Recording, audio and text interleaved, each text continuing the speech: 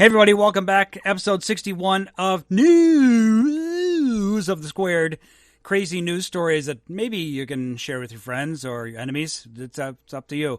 With me is Ivan as Jeff, and we're here to help you laugh. Are you not entertained? How you doing, Jeff? I'm all right. Okay. I'm good. Good. How you doing, Ivan? I'm good. Yeah, I'm here. Yeah, good. How are you? Well, I'm doing good. I'm doing Excellent. real good. Okay, let's get started. Before and I don't know if there's a Florida man in here. Let's find out. But first of all, we got a little cereal thing to do. Now, Yeah. I don't do a lot of All right. cereals. I don't eat much. I don't eat much cereals in the morning anymore. It's not really a story this week, but it's just Yeah. kind of a quick I'm poll. crazy about cereal. Let's hear it. Yeah, I'm a big cereal kind of Okay. guy. Okay, so basically it's one of one of them has to go. Here's your 6 choices: Cinnamon Toast Crunch, Frosted Flakes, Fruity Pebbles, Apple Jacks, Fruit Loops, Corn Pops. Kellogg's Corn Pops. Yeah, Kellogg's Pops. Cinnamon Toast Crunch. Okay. What do you think, Mike? Well, Fruit Loops is pretty much Apple Jacks, but with different flavors. But I like Apple Jacks. That's actually out of the 5. I think Corn Pops and Apple Jacks are like my 2. They're close for 10. But I guess if I had to, because I do like cinnamon, but I never was big on Cinnamon Toast Crunch. So I think I'm gonna have to go with Ivan and say Cinnamon Toast Crunch is gone. I was going Apple Jacks because I'm like, why do I need Apple Jacks if I get Fruit Loops? Right. Because Fruit Loops let's just has more flavor to it. Yeah. Right. By the way, I saw something cool in the grocery store. They are doing a box where they're mixing Fruit Loops and Frosted Flakes in the same box. Whoa. Yeah, that's what I said. I was like, whoa.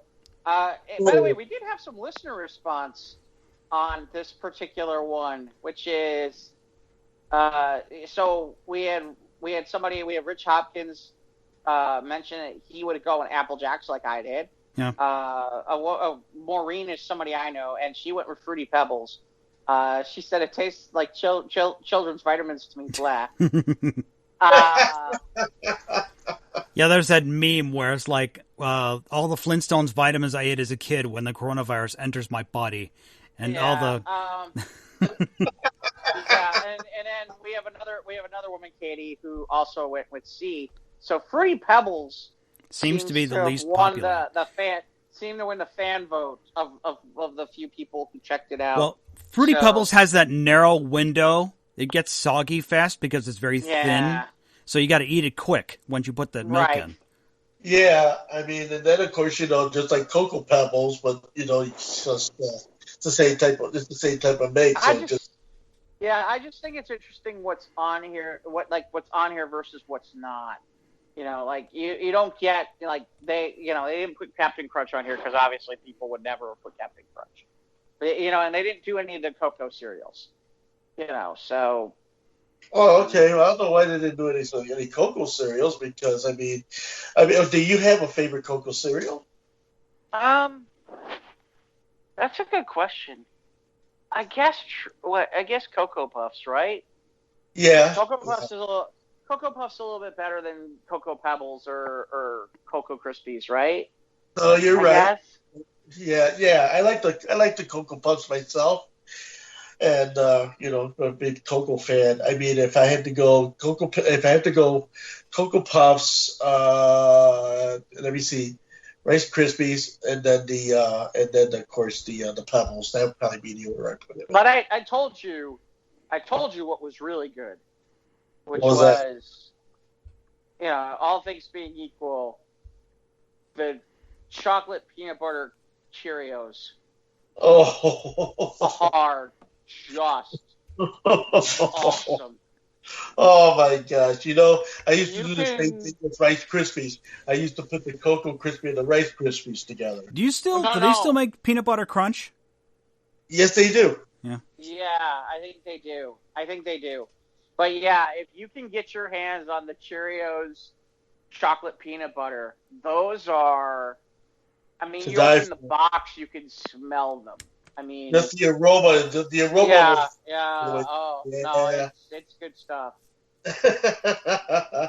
Oh boy! again, you. I'm sorry. Sorry. Go ahead. Oh, I was gonna say, yeah, you got three guys here that probably ate our fair share of cereal in front of the television watching cartoons on Saturday morning. Yep. Oh, you bet your ass. Oh yeah. Damn right. Okay. You're damn right. Sample. Yeah. Yeah, so sampling all the different types of things. Yeah, I mean that'd be the way I go. Yeah, I'll definitely have to check out peanut butter and chocolate Cheerios, man. That's good. That sounds good. Speaking of good stuff, you can find all this stuff and be part of any kind of votes like this on our Squares of the Roundtable Facebook page, where you can find out things like, for example, that bananas are now known as yellow tree dicks. Oh my! You know. That's just an example. What do you got, Mike? Okay, well, you got those friends who are like, and some people complain, oh, it's August, summer's over, and there's other group of friends who are like, this is Halloween, and they live the Halloween shit. So there's an article from TotallyTheBomb.com. Home Depot is selling a giant dragon that breathes fog when you put it in your yard at Halloween. This thing looks like it's 5 feet tall. Holy shit. Here, let's see. The article's this thing's huge. Every time I think I have the coolest Halloween decoration ever, I better one comes across my screen. This is a dragon with amazing detail, is animated, and can even release fog from its mouth like smoke. And it's sculpted. It's not like those cheap ass inflatable things. I mean, this is like, this thing is like, it's like 6 feet tall. It's 69 inches tall from head to toe. Emits a roaring sound, eyes that light up, and holy crap! Yeah, imagine the oohs and ahs that you'll hear when trick-or-treaters of all ages come across on your house and see this 69-inch tall dragon with loud roars. It's quite a sight. This animated giant dragon was. Screams. Giant animated dragon was very easy to put together and disassemble because the flanges on the legs and arms were clearly marked and attached easily. Just align the pieces together and twist. Great for the family to help create a unique Halloween experience. And it's sort of like a silver kind of color, almost like a bluish silver with gray wings. And It's like blue light up, red LED lights. And the mouth will move, and like the neck will swing back and forth, and release the fog when you attach it to a fogging machine that's sold separately, of course. Cool. That sounds fucking. What's the price tag on this thing? Yeah, what is that? I gotta hear. How much do you think it is? Ivan, how much do you think this is? Oh shit! Price is right. Where are you? Higher or lower? What number? I want to go higher than 140. Okay, Jeff, what's your bid? I can't bid. I see what the number is. Oh, you saw the number. Okay. Yeah. I saw the number. Okay, so okay. Ivan, you're low. You got to go higher. Higher than 280. Higher. Okay. Higher than 600. Lower. No, it's lower. It's about $400. Yep. Okay, I was gonna say 375. Higher. No, it's $399. It's $399. It's $399. And the smoke machine is sold separately. I don't know how much the smoke machine would be. Oh, is that? Yeah, the fog machine is separate. Oh, is it? Yeah. Oh, well, that's okay. So you're talking $399 plus a possible $125, $50 fog. I don't know. I think this fog machine's got to be like $50. I think. Maybe like $50. I suppose you can maybe get a cheaper one at like Spirit Halloween, because now's the time. It's August, so now's the time to jump into that Spirit Halloween store. Yeah. They're starting to pop up now. But it's $400. It's a pretty cool looking dragon, but $400. Maybe next end of the month, maybe we'll get that stimulus too, and everyone go buy the silver dragon. Then we get stimulate the economy. It'd be great. 35% off. Yeah. I mean, here's the thing: is it bad that my first thought was, if I use some cannabis in that fog machine, Maybe if it's voiced by Benedict Cumberbatch. Seriously, what if I put some cannabis in the fog machine and just basically give the neighbors a treat. It was smoke out the neighbors. They'll start eating their treats. I'm hungry. I don't know why. Sit it out on the. Mommy, you told me you didn't want me to eat until we got home. Why are you eating? Hungry, man. I'm gonna hang out and get the contact buzz from my pot dragon. As long as it's on my property, what are they gonna do about it? You'll get rid of a whole lot of candy, I'll tell you.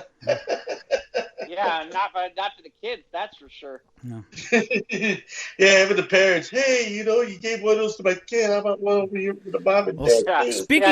Speaking of a contact high, we got some news of the sports this week. Okay. Well, by the way, make sure you go on our Squares of the Roundtable Facebook page and check out the woman who's not wearing a mask. I can't find her. I can't see her in this picture. She's right there. It's somewhat deceiving. I can't quite decipher. She's right there. No. Nope, still don't see it. I'm she's staring at right. it, and I don't see it. She's behind the nice lady with the mask. I see the one with the mask. I mean, so. Yeah. I swear to God, we're going to hell for these. Between that and last week, where I put up the thing about Piper Perry takes on 5 guys, we're so going to hell.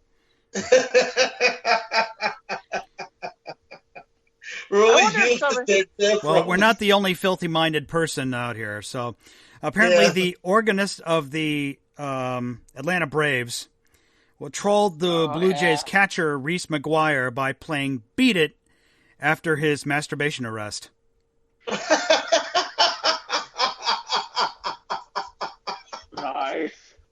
Nice. There we go.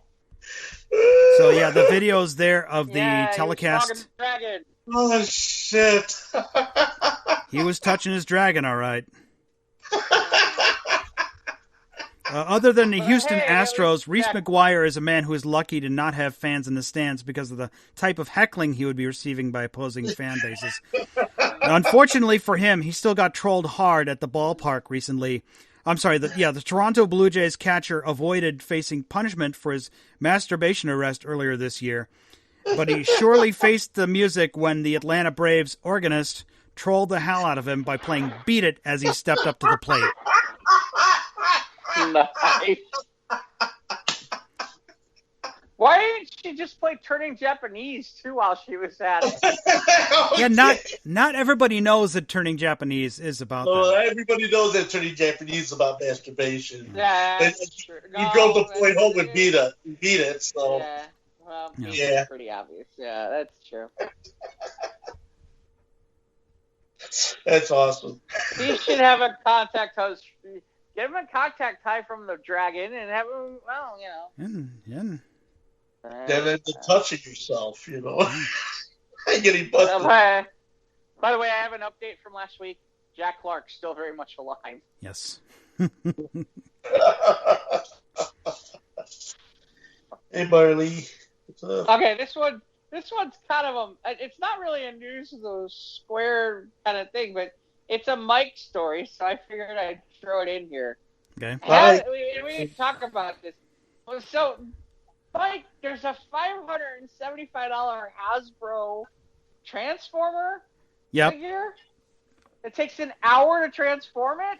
According to the designer, the graphic designer who made the instruction manual that's going to come with this figure, he admitted that they asked him some questions, and he says when asked how long it actually takes to transform Unicron, which is a monster planet from Transformers the movie from the 1986 film, which just had its 34th anniversary actually last week. According to the article, according to the revealer, what's his name? For this 27-inch tall Unicron figure that's coming next year. They asked him how long does it take to transform this figure, and he revealed that it's going to take. He says If I follow the instructions, I can convert Unicron in about 50 minutes to an hour. If I try to freestyle, I can get a good ways there and inevitably run into something that slows me down, or I have to undo a bunch of steps because I forgot to rotate something, and it usually ends up taking me longer. Maybe he should just beat it. Yeah, that's one way, I guess.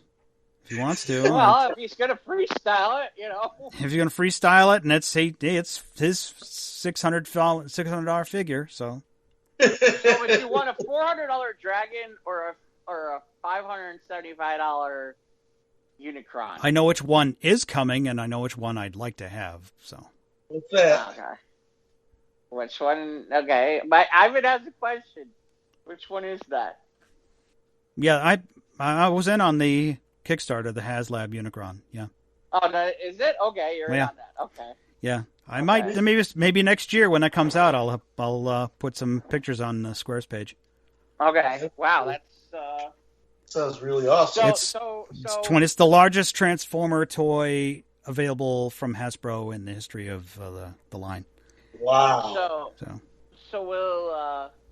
So you'll basically sit underneath the dragon after you put on. I don't know if I'm going to put a fog machine inside Unicron or not. I just figured you were trying to put it in. Yeah, I don't want to get a contact time. If I'm high, I might break the toy if I'm trying to transform it. Okay. Oh no! Put it this way: if you end up getting high, man, you'll probably get it done in 30 minutes instead of 60.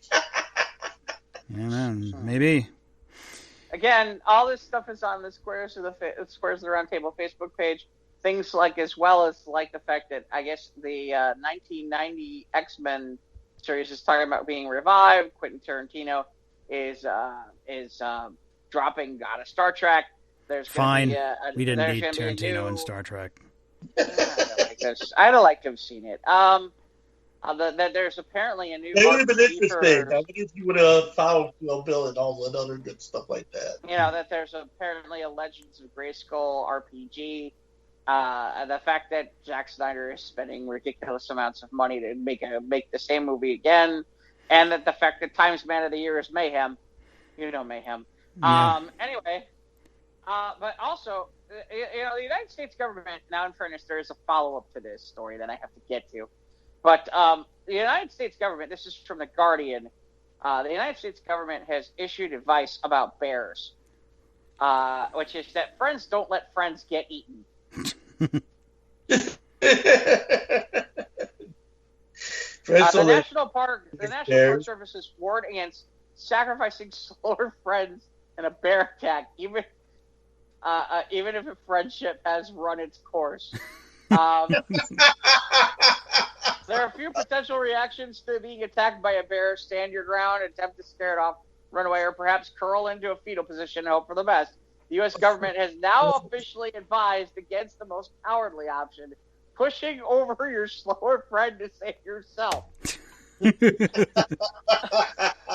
National Park Service has warned against sacrificing another person to an irate bear. To an irate bear, that too. Yeah. If you think the friendship has run its course, in a rather informal set of recommendations posted on Facebook. Bear attacks are rare. By the way, whoever that guy is, not partaking in the pot dragon. I'm telling you that now. No. He can totally beat it. But bear attacks are rare. But a real threat in parts of the United States, with a man recently videoing. Nope. Sorry about Hello. that. Nope. It's okay. A man videoing his mangled grizzly bear encounter with his arm and his hand, and in an abandoned shed in Montana. Maybe he's part of Yellowstone. In a separate incident. Apparently that week, wildlife officials in Alaska killed 4 bears suspected of involvement in the death of a man who was mauled while cleaning the trail behind his property. But the long and the short of it is that you should not fuck with bears and don't sacrifice your friends. Yeah. The message from the National Park Service: anyone coming face to face with a bear is advised to move away away closely and sideways. This allows you to keep an eye on the bear and avoid tripping. Moving sideways is also non-threatening to bears. People should not run like dogs.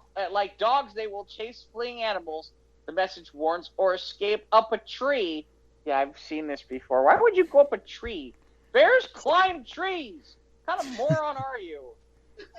And then the warning adds, of course, what we've now talked about. Do not push down your slower friend, even if you think the friendship has run its course. Instead, it advised people to hold their ground and make noise to identify yourself as human and not prey. We recommend using your voice, waving and showing off your opposable thumb. Opposable thumbs! Opposable thumbs! Motherfucker! Waving and showing off your opposable thumb means nothing to a bear. Fuck that. There was a follow-up that I saw that I think I posted to the Squares page. Oh, here it is. As a follow-up to a post, here we go. This is a follow-up to the post. This was actually posted 5 days ago. Please don't run from bears or push your friends in front. As a follow-up to the previous post, if you come upon a stationary bear, move sideways. Yes, this is the same thing. Okay. Stay calm. Remember, most bears do not want to attack you. They just usually want to be left alone, don't we all? Identify yourself by making a noise so the bear knows that you are human and not prey. And they got more tips. They said, P.S. We apologize to any friends who brought on the hike as bait or were sacrificed to save the group. You will be missed. You will be missed. I'm telling you, the national parks people got a sense of humor. That's all I'm going to say about that. So there's that. There's that. They just want their picnic basket. That's all. Yeah. Hey, Yogi. All right. So what else we got? Actually, we can talk about this. We didn't talk about this on the show. This is kind of weird. So apparently, and I was going to freak out when you say this. So Blazing Saddles is going to be remade, but it's not just going to be remade. It's going to be remade as an animated samurai movie about cats and dogs. What? One more time? Blazing Saddles is being remade as an animated samurai movie about cats and dogs. Why? Hey, Why? where are the white puppies at? Why? The company helping develop the animated film titled Blazing Samurai. The film takes the basic premise of Blazing Saddles and transplants it into the samurai era. Its story follows a dog named Hank who dreams of becoming a samurai, and when he becomes in charge of protecting Kachimucho, he learns that the town is populated entirely by cats. The film is directed so they can safely have their race warfare undertones. I don't think this is the right time to have this. Well, here's the interesting part. Oh. Check out here's the voice cast. So obviously they got something going on here. The voice cast includes Michael Cera, Samuel Jackson, Ricky Gervais, George Takei, Michelle Yeoh, I'm going to butcher this, Jamon Husso, and apparently Mel Brooks is involved in this. He is. He is. Okay. So if Mel... I don't know. Yeah, maybe Mel needs some money, you know. Well, are you willing to sell your integrity at what cost? Okay, and it just maybe it's done well enough. And like we always say, you know, they can never make Blazing Saddles today, but at least this is their workaround. Well, and then until we see it, we really can't judge it. Yeah. Well, I mean, the only thing is this. I mean, I look at like the voice cast for this, and I'm like, well, it's not like they got like a bunch of nobodies. Right. Yeah. They've got some good talent in here. Right. So, and the other part is you have to imagine one of them sat there and said, "Are you fucking kidding me?" You know. But yeah. Well, they would have needed Mel Brooks's blessing in order to get this off the ground. Right, and obviously they do because he's involved in it. Yeah. Yeah, I'm trying to look to see what do we got left. Okay, we don't have that many stories. We got a couple left. We got a couple left. This I one's like probably my favorite. That movie Robots with Robin Williams. Yeah. Okay. Yeah, Mel Brooks was in that too. He played the boss. Mel Brooks was the voice, I think, of one of the stuffed animals that was left behind at Bonnie's room. Yeah, he is, I think, or something. In Toy Story 4, yeah. Yeah, I got one story from Scott. Yeah. Oh, God. I don't know if we talked about this last week, but a woman crashes car into boats and blames a spider. An upstate New York woman is blaming a spider after her car crashed into two boats.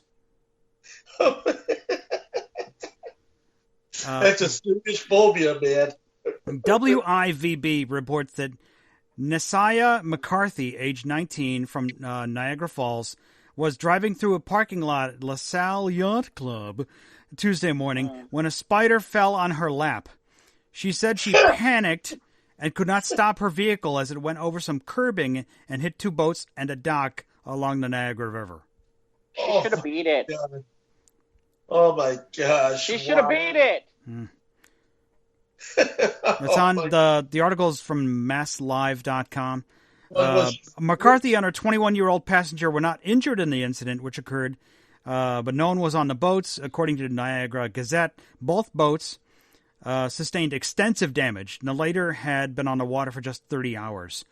Crash management unit investigators said the dock and electrical box attached to it were also damaged. It was ticketed for reckless driving and failure to reduce speed, but she blamed a spider on the attack.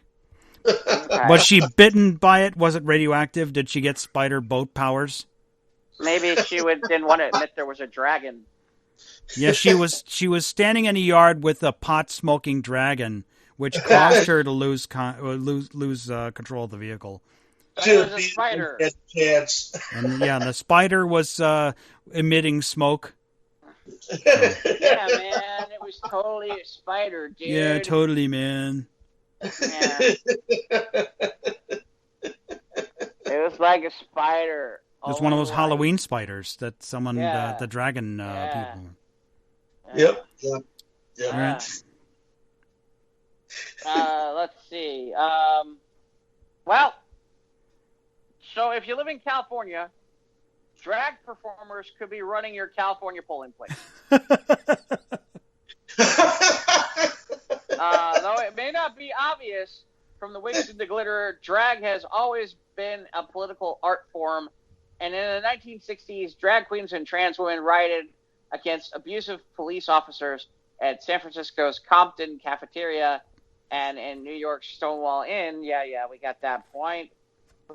Today, San Francisco drag performer Joanna Moore campaigns for candidates and publishes a voting guide every election season. And Honey Mahogany is closely involved in city politics, helping San Francisco's found the world's first transgender cultural district. All that is to say that it makes perfect sense for California Secretary of State Alex Padilla to partner with Drag Out the Vote to boost turnout November 3rd at the election. Wow. It is a bipartisan organization that operates in 50 states and allows drag ambassadors to register people to vote and motivate LGBTQ plus community to get politically active. Under the new partnership with the state of California, the first of its kind in the nation, drag performers will be tasked with disseminating timely and accurate election information, working poll places, and acting as election observers. Oh, there you go. All So right. they'll be checking you out. I want to see how that works in Orange County. Every eligible voter should, this is a quote from Padilla, Every eligible voter should have the ability to cast a ballot free of barriers, and the LGBTQ plus community is no different. 1 in 5 LGBTQ adults aren't registered to vote, and with Generation Z, the queerest generation, coming of age, it's a crucial time to boost voter turnout. Drag performers who want to get involved have until September 30th to register, and there's a link here. Well, So, there you go. Did you get your mail-in ballot application, Jeff? I don't know. I have to look. I got mine I'll tell you right last now, week. in California, it's going to be... I did. I got this. You going to vote by mail, Ivan, or are you going to go walk into the polling place? No, I'm gonna vote by mail. Okay, I'm going to the polling place. I don't know yet. I haven't figured that part out yet. Well, yeah, so, let me know if you see a drag queen, Jeff. Okay. Well, I'm not in California. Oh, that's right. Yeah, it's only... Oh, no, it was maybe not in Illinois. We'll California. see. Maybe it's going to catch on. Maybe they'll... Hashtag drag the vote. Yeah. There you go. You better work. You better work. You better vote, says RuPaul. Yeah. You better work. Seriously, I'd love to see that. Because there are pockets of California where, like, to have a drag queen in a polling place, like, especially, like, conservative Orange County, where they're, like, real kind of, like, square. That could be funny. That's got to be hysterical. This is fabulous. Wait. Yeah, I know. And the thing is that, like, November 3rd is right after Halloween, so you're still going to have the dragon out. Mm-hmm. Oh, yeah. Wow. He's still going to be emitting the smoke into the air. Yeah, seriously. That's where we use the dragon for. It's like, come out and vote, ride my dragon, hello! You better work. You got a dragon hanging with the drag queen. Come on. Well, that's the other thing. It's like, oh my god, this room is horrible. We need to, like, change the shade of paint. You know? Those red and blue curtains don't go in that... oh my god. Yeah, those These schools are like prisons. Yeah. Magenta. Why again magenta? Yeah. Magenta. They don't have magenta in school. What? They don't have magenta in schools. I mean, they're usually those drag colors, like that weird yellow like or that weird and all those earth tones. Yeah. Earth tones. The stuff where you're like, oh my god, I think I'm in a communist camp. So. Yeah, what you gonna do? So what drag the vote is what you're gonna do. Just beat it. Mm-hmm. All right, so we got one last thing. I don't know what. An Israeli jeweler says he's making the world's most expensive COVID-19 mask. Okay, so this is apparently we have a news of the Israel squared. You may have seen a designer face mask out there, but nothing compared to this creation by a high-end jeweler. The jewelry brand, I don't know this brand. Yavel out of Israel is creating what they say is the world's most expensive COVID-19 face mask. The custom-made Ultra Lux mask is making safety sparkle. When it's finished, the 18-karat white gold face covering will be encrusted with 3,600 white and black diamonds and can be fitted with a top-rated N99 filter. Wow. The jeweler says it was commissioned by a Chinese businessman living in the United States. He's paying... Well, hold on. Well, let's have fun. What do we think he's paying? Ivan, you haven't seen the article. What do you think the mask is worth? Oh, jeez. How many diamonds are on there? 3,600. And do they tell you in carats how big the diamonds are? I did. I told you 18. Well, it's 18 karat white gold. Yeah, 18 karat white to gold. 18 karat white gold. But it's 3,600 tiny white and black diamonds. Okay, so given that, what do you think? I would say upwards of at least $750,000. Double it. 1.5 million. 5 million? 1.5 million. 1.5. 1.5 million. Damn. I wasn't too far off, but it close. Yeah, the man requested the mask had 3 conditions. The first is it must be an N99 approved for the FDA and European standards. The second condition was that it will be delivered before December 31st this year. And the third condition was the easiest to fulfill, that it will be the most expensive mask in the world. Personally, I would, according to the guy who's making it, I would not walk with the mask like this. Gee, I wonder why. I think we should all wear the same regular N95 mask. Money maybe doesn't buy everything, but if it can buy a very expensive COVID-19 mask, and the guy wants to wear it and walk around and get attention, he should be happy with that. I am happy that this mask gave us enough work for our employees to be able to provide them jobs in a very challenging times like these times right now. And of that reasoning, yeah, I mean, gave a lot of good steady work for a while. Get this. The mask will weigh about a half a pound. That's a lot of weight. That's a lot of weight to have, hanging off your head. Yeah. Mm-hmm. Yeah, I mean, half a pound. I mean, how breathable? I mean, seriously. Yes, I only use the cloth masks and the disposable masks, so I've not used like the N95s or the filtered masks. So I don't know how difficult they are to breathe in them. I know. I use both the paper and the cloth masks too.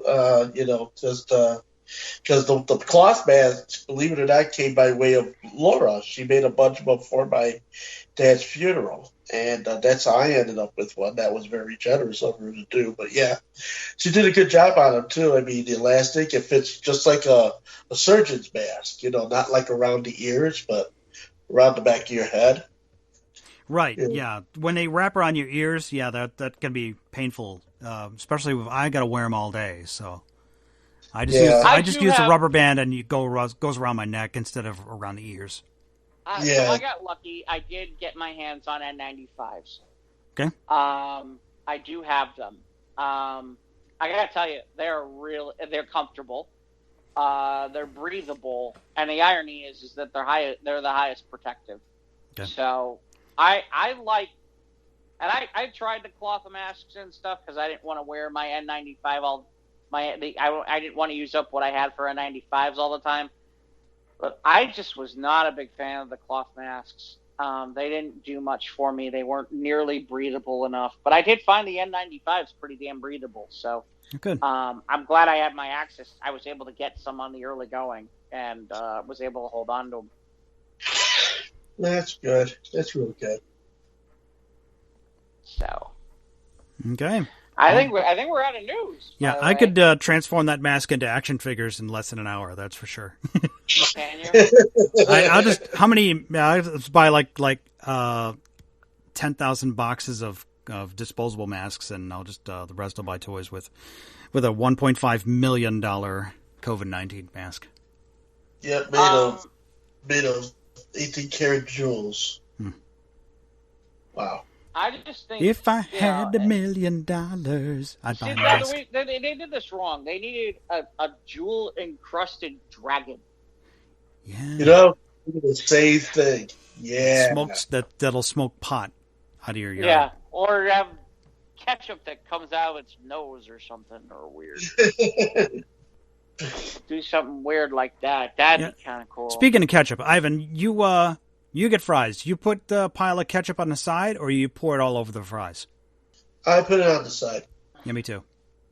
Yeah, yeah. There's uneven distribution when you do that.